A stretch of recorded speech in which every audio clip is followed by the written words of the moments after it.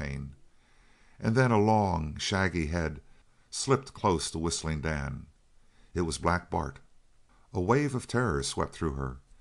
She remembered another scene not many months before, when Black Bart had drawn his master away from her and led him south after the wild geese.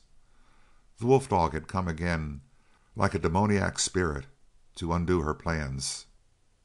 Only an instant, the crisis of a battle, then the great beast turned slowly, faced her, slunk with his long stride closer, and then a cold nose touched the hand which gripped the arm of her chair. It gave her a welcome excuse for action of some sort. She reached out her hand slowly and touched the forehead of Black Bart. He winced back, and the long fangs flashed. Her hand remained tremulously poised in air. And then the long head approached again, cautiously, and once more she touched it. And since it did not stir, she trailed the tips of her fingers backwards towards the ears. Black Bart snarled again, but it was a sound so subdued as to be almost like the purring of a great cat. He sank down, and the weight of his head came upon her feet. Victory. In the full tide of conscious power she was able to drop her hand from her face, raise her head, turn her glance carelessly upon Dan Barry. She was met by ominously glowing eyes, anger. At least it was not indifference. He rose and stepped in his noiseless way behind her, but he reappeared instantly on the other side and reached out his hand to where her fingers trailed limp from the arm of the chair. There he let them lie, white and cool, against the darkness of his palm. It was as if he sought in the hand for the secret of her power over the wolf dog. She let her head rest against the back of the chair and watched the nervous and sinewy hand upon which her own rested.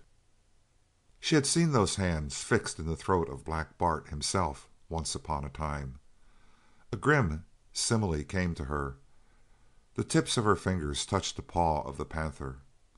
The steel, sharp claws were sheathed, but suppose once they were bared and clutched? Or she stood touching a switch which might loose, by the slightest motion, a terrific voltage. What would happen? Nothing. Presently the hand released her fingers, and Dan Barry stepped back and stood with folded arms, frowning at the fire. In the weakness which overcame her, in the grip of the wild excitement, she dared not stay near him longer. She rose and walked into the dining room. "Serve breakfast now, Long," she commanded, and at once the gong was struck by the cook. Before the long vibrations had died away, the guests were gathered around the table, and the noisy marshal was the first to come. He slammed back a chair and sat down with a grunt of expectancy. "Morning, Dan," he said, wetting his knife across the tablecloth. "I hear you're riding this morning. Ain't going my way, are you?" Dan Barry sat frowning steadily down at the table.